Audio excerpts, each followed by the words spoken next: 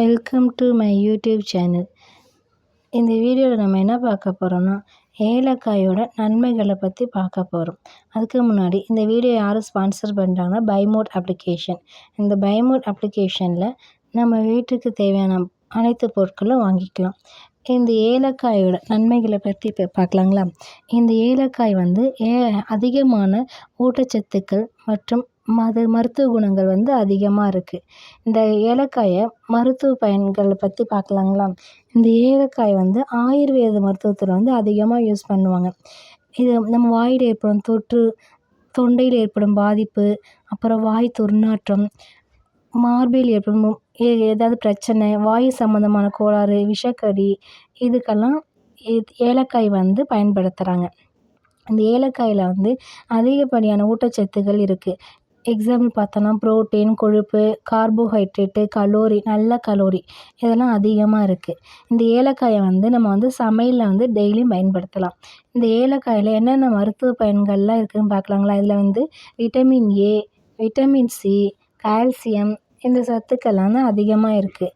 இந்த ஏலக்காய் வந்து நம்ம உடம்புல சேர்த்துக்கிறதுனால உடம்புல இருக்க உயர் ரத்த அழுத்தம், அதாவது ஹை ப்ரெஷர், இது வந்து சீராக்கலாம்.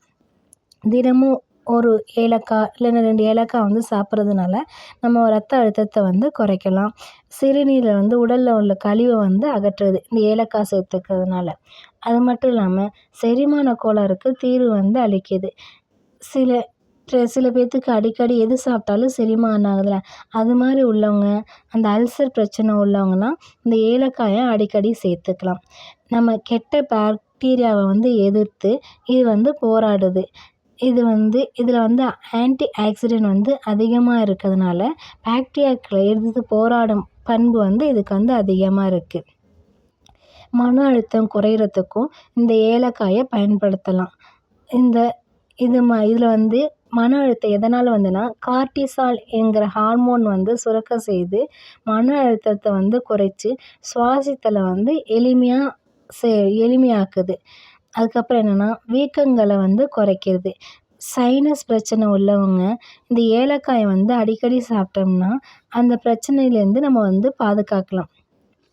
சுவாச பிரச்சனை உள்ளவங்களும் அதாவது ஆஸ்துமா, இந்த வீசிங் பிரச்சனை உள்ளவங்கெல்லாம் இந்த ஏலக்காயை வந்து அடிக்கடி சாப்பிட்டோம்னா நல்ல பலன் கிடைக்கும்னு சொல்கிறாங்க. ஓகேங்களா. இந்த ஏலக்காயை பொடியாக செஞ்சும் நம்ம வந்து டெய்லி உணவில் பயன்படுத்தலாம். அது மட்டும் இல்லாமல் சருமத்துக்கும் அப்புறம் தலைமுடி பராமரிப்புக்கும் இந்த ஏலக்காய் வந்து நல்ல ஒரு தீர்வை வந்து தருதுங்க. நம்ம வந்து ஏலக்காய் வந்து எண்ணெயோடு சேர்த்து தடவுறதுனால நம்ம வந்து உடம்புல இருக்க எல்லா பிரச்சனையும் சரியாக போகும். நன்றி, வணக்கம்.